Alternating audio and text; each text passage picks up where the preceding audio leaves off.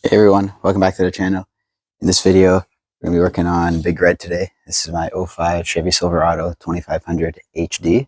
It's a Duramax. This is my work truck. It's a car hauler.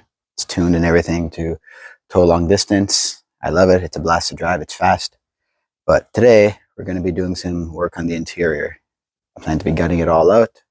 We're fixing a couple water leaks at the passenger front door and the passenger rear door, as well as taking out the carpet, fixing all the water that leaked in from the bad weather stripping. And we're going to be installing a rear view camera. So let's go ahead and get started. Here's what I went with my rear view camera. This one had good reviews on Amazon. It was on sale. The screen's a decent size, HD, everything like that. I'm going for a more discreet install. I'll show you where I plan to mount the monitor. There's the monitor. Looks pretty good. Here's wiring, more wiring. Here's the camera itself. Show where we're going to mount that. Here's the stand. More wiring. Looks to be some hardware. Remote. That's pretty much it. Let's check out the interior. So you can see, pretty standard for the GMT 800s, just cloth, black/gray. I did the headliner last year myself before I had the YouTube channel. I'm pretty happy with how that came out. That's how this whole interior overall started. Then I got this truck, the interior is trash. But my plan is to mount it something over here in this little storage area here. So the screen's unfortunately half an inch too wide to fit in it, but my plan is to kind of mount it down here so it's kind of out of sight, out of mind kind of thing. So now we're at the back of the truck. Here's my custom hitch setup. It's meant to compensate for the roll pan bumper. So I have my hook up here. Plan is to mount the camera something over here, just so I can get better access to the ball here. Here we are, passenger rear door. I pulled out my WeatherTech mats to show you that the carpet here, although you can't see, is wet. It also has a very bad mildewy odor, telling me that the water has been leaking and has been there for some time. So last summer, I did the driver's door, driver's rear weather stripping. That solved this issue for that side because it had a similar water leak. This side over here was not bad yet, so I held off on it. But obviously it's here now. We're going to start with taking the back seats off.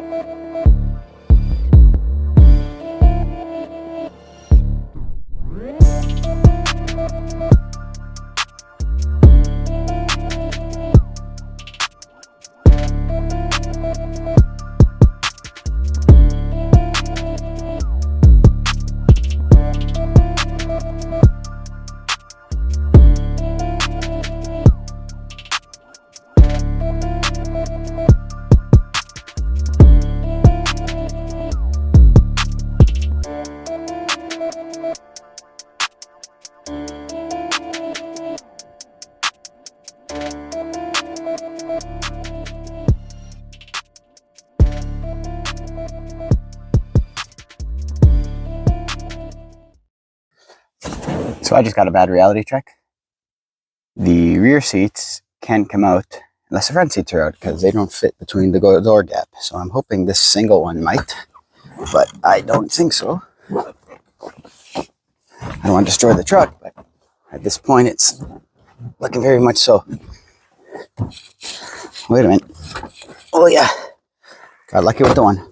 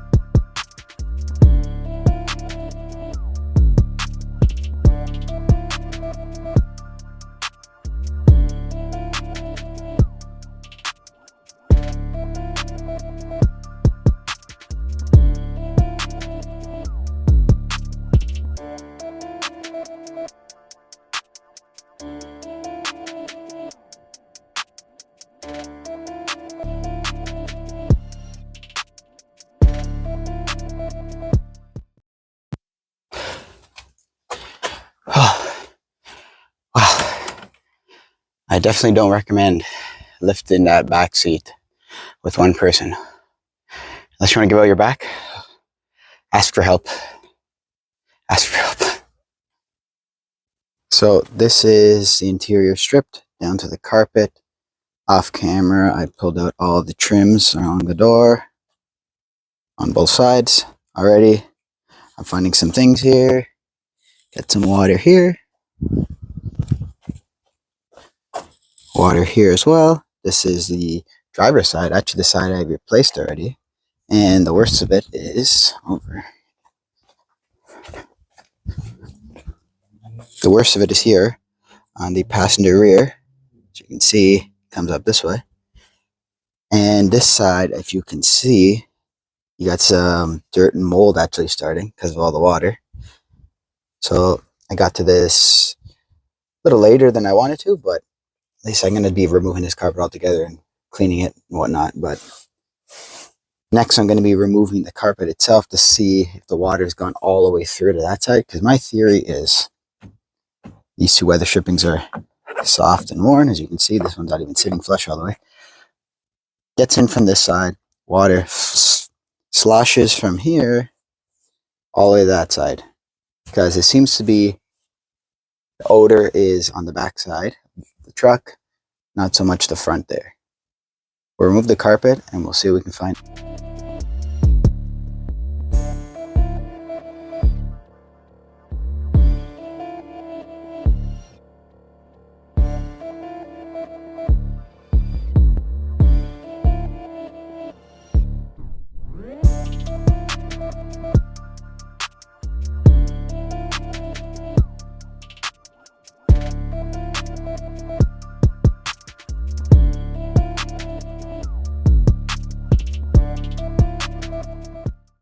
So the carpet's out. So far, my theory's proven to be right. The back half here is soaked, the soundproofing pad. The front, however, has some dampness here and there. But overall, it's pretty dry. This is the lowest part of the truck. As you can see, water does not make it up this hump. So my theory is still that the water's coming in from there and swishing back and forth. But we're going to pull this off next and see what else we can find.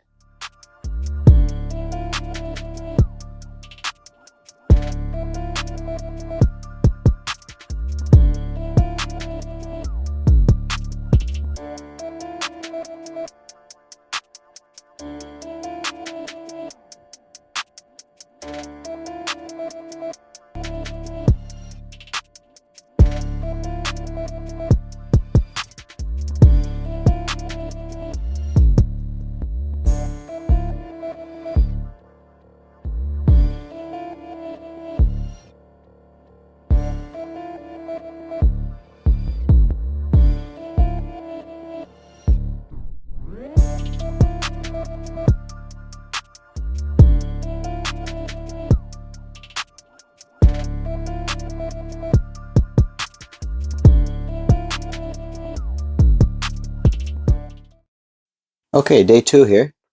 Here we are inside the cab of the truck.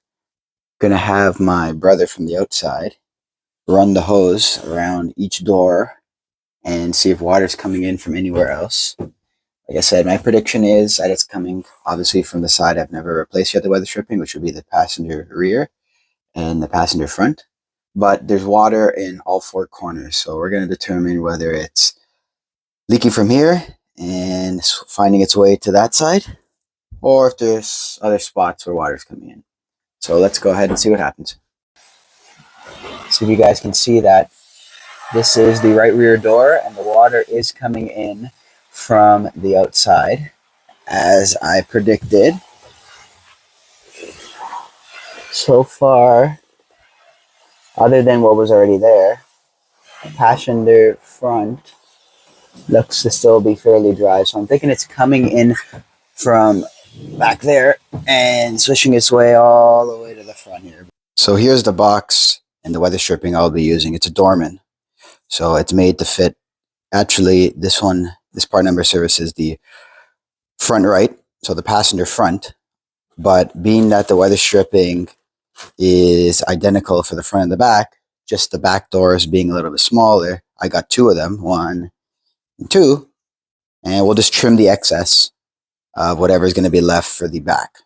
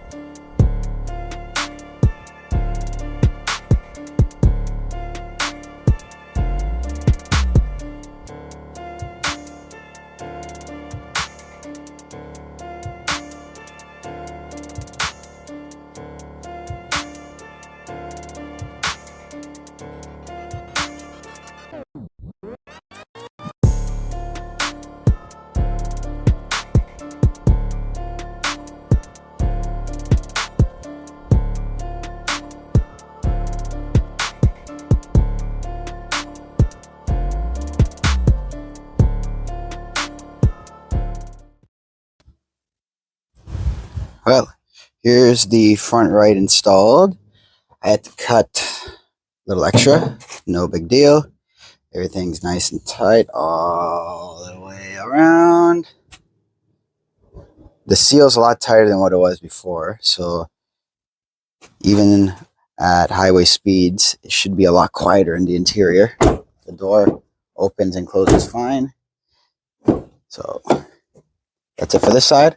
Let's move on to the right rear.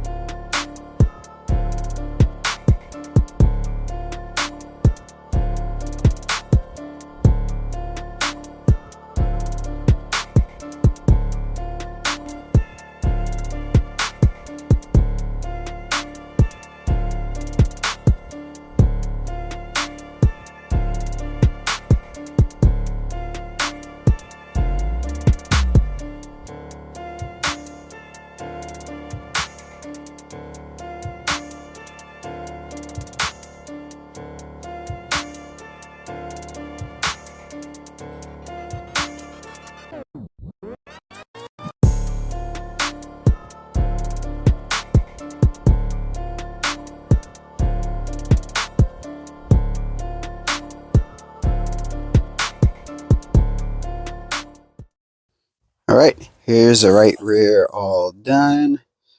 Everything's nice and tight.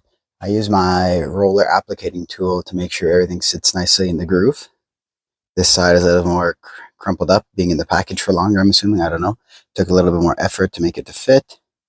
This is how much I had to cut for the back. It's a little about a foot or so. Well, I'm pretty happy with it. So now we see how the door closes.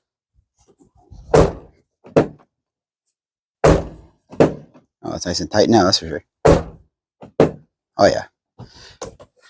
Definitely well needed. Next order of business is we're going to touch up this rust here. I have some rust converter and some factory red paint. I'm going to be touching it up. I'm not looking for anything fancy. Just going to sand it down. It's just starting to be surface rust. So I just covered it up last year. So this year we're going to do a little bit better job to slow it down. So we're waiting for the primer to dry. We're going to start routing the wire for the monitor for the reverse camera. So I had this wheel well liner out here. This is front left. Popped out that grommet there. My plan is I just ran the wire through roughly to see where it ends up. And it's exactly roughly where I need it. Just above the gas pedal. So my plan is I'm going to try to extend the hole here for this grommet. Get the wire for the monitor through. Route it approximately where I want it. Connect the other side to the battery over here. Got everything here, and then we'll run the actual camera itself under the truck across the frame to the hitch in the back. So update here, the base coat is drying right now. I managed to route the main line for the camera. My plan, like I said earlier, was going to mount it over here. I'm going to run it something like that, drill a hole up through here, mount the monitor in there. What I did was, as I mentioned earlier, I enlarged this grommet here, and I was able to route the line for the monitor into there. It came up through here. I took my power. If you're familiar with these trucks, you have this little jump box here. This is also where I have my hookup for my lift pump, and I sort of tapped into that. So I got the ground for my lift pump here, the ground for the camera here on this bracket. I zip tied it together. I got my line for the positive for the camera here, as well as my lift pump here. So I like my wiring jobs nice and clean. This is for a second monitor. I won't have that. I'm going to bypass that. This is for if you have two cameras. I'm not going to be doing that. I'm only going to be using one, so I'll be capping one, cleaning that up. This is going to be what's run to the back of the truck at the hitch there. First layer of clear coat is drying. I just finished drilling through the dash here, the main wire. Oops, sorry, it went pretty clean. Next, I'm going to be mounting the stand up over here, as well as putting a couple self-tappers in to secure it, as I want the monitor to be facing up towards me. Second layer of clear coat's in. That's all I'm going to do, just letting it dry. Just wrapped up mounting the monitor. There it is. Everything went in really clean. The wire is all tucked in nice and nice. That's what I like. As clean as possible. As discreet as possible. That's what I want. Next, the final thing is going to be running the AV cable from the battery, or from the harness there, under the truck back to the hitch. In the front left wheel well again, here's my AV cable hookup. I ran it down. There's all the excess I'll be cleaning up. Routed it above the frame. You can't really see it from out here. Then it loops above. You can't see it from here again. Up into right above here. This is where we're at. I got my bracket as straight as I can, lined up with the hitch. I'm going to be drilling self-tappers into mounting it. Here we have it. The rear view camera hooked up. Bracket drilled and mounted. Okay, having to chase down some connection issues. There you have it. She's all hooked up. Quality's actually pretty good. Everything's pretty stable. Tomorrow I will be cleaning up all the wires. Because I left everything kind of dangling for today. It's been enough. 6 hours is enough for today. So I'm very happy with how it came out. The paint came out really good as well. I'm happy with that. The bracket's back in. Carpet was cleaned by my brother earlier. That'll be dry and ready to be installed hopefully tomorrow. Okay, here we are 3 days later. Finally have some time to continue this. I vacuumed in the cab, wiped it down as best as I could. Just about ready to install the insulation in the carpet. I repaired the harness. There's a couple sections of it that were wet, and this tape wasn't holding anymore. That's all been cleaned. Everything's clipped in. Here's where I tied up all the excess wire. Along the frame, from the back of the camera, I tied it all to the main harness. All the excess I looped up right here and followed it up to under the fuse block. Up to here, I got my positive hookup, the jump box here. You can see that's it right there. I zip tied everything, cleaned it up the best I could. I don't like messy wire, so this was a pretty clean install. As for the ground is to this bracket over here. This one's for the camera. And the main wire to the back of the camera runs over here and down into there. So I'm pretty happy with how it came out. Next, I'm going to be installing the insulation in the carpet.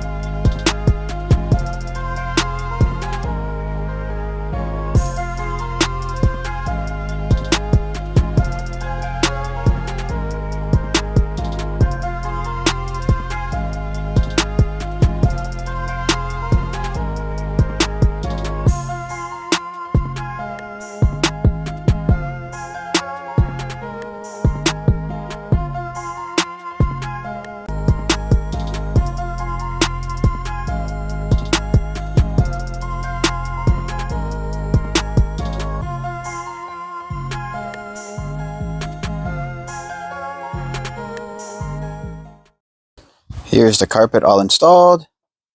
Everything fits in nicely. I routed the vents for the heat and AC as well. Cleaned up inside here. There was some dirt. Ran the wire for the seat. Clipped everything in. I need to pass a vacuum one more time before I put the seats in. But before that, I got to bolt up those seat belts and put the trim around the sides.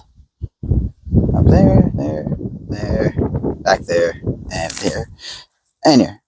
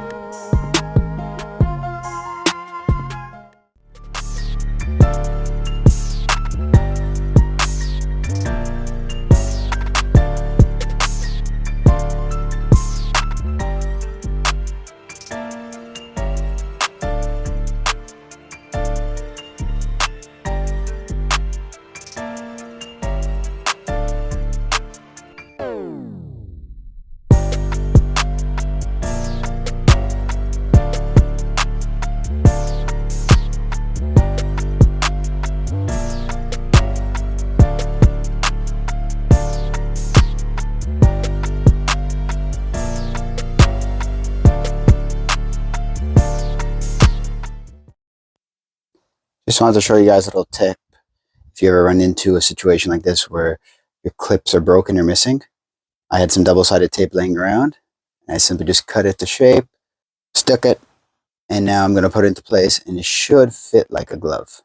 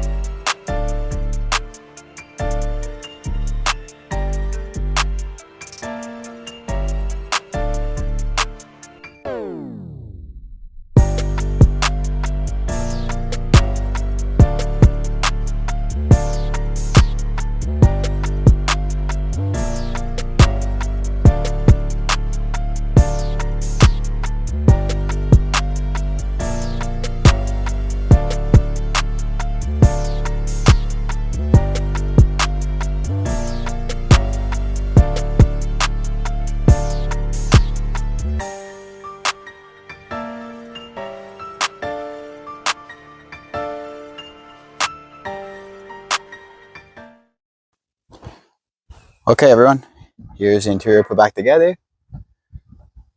Everything came out really nice. Just got to do one more final vacuum, put my WeatherTech mats back in. We're good. Look at that. Let me show you. Even under the seats here, this is where all like that mold and mildew was. And now it's all nice and clean and dry and doesn't smell like the bottom of the lake. I'm quite happy with this. This is the driver's side, all nice and clean. I put the trim ball back in, cleaned it up. Now I have a few broken clips and whatnot, so fitment isn't perfect, but I did what I could. Under this seat, look at the difference. I'm quite happy with everything. And now just on to the final vacuuming and detailing. And here's a finished product. All the WeatherTechs are back in. Screen protector off. Here's to show you what it looks like. Look at that. Beautiful. Quality's nice. No scratches, nothing like that. Let me turn that off. As for the leaks, it did rain the last few days. All the new weather stripping. It's holding up nice. Here's the back. Everything looks good. Looks good. All the trim's in. So that pretty much sums up this job. Just to recap, we did the passenger front and passenger rear weather stripping. We took the carpet out. We extracted everything. Pressure washed it. I cleaned the insulation. Put it all back together. I extracted the seats, everything like that. But that was all done off camera. But the camera's in. I ran all the wires. Tied everything to the harness. It's a clean, really nice job. And that's pretty much wrapped up this video. So it'll be a lot easier to hook up the trailer now with one person now with this camera. So that's definitely going to save some time and stop me from pulling out my hair with that. Thanks for watching. Please comment, like, subscribe for more videos on Big Red here or any of my other cars. And hopefully we get a project car coming in soon. Thanks for watching.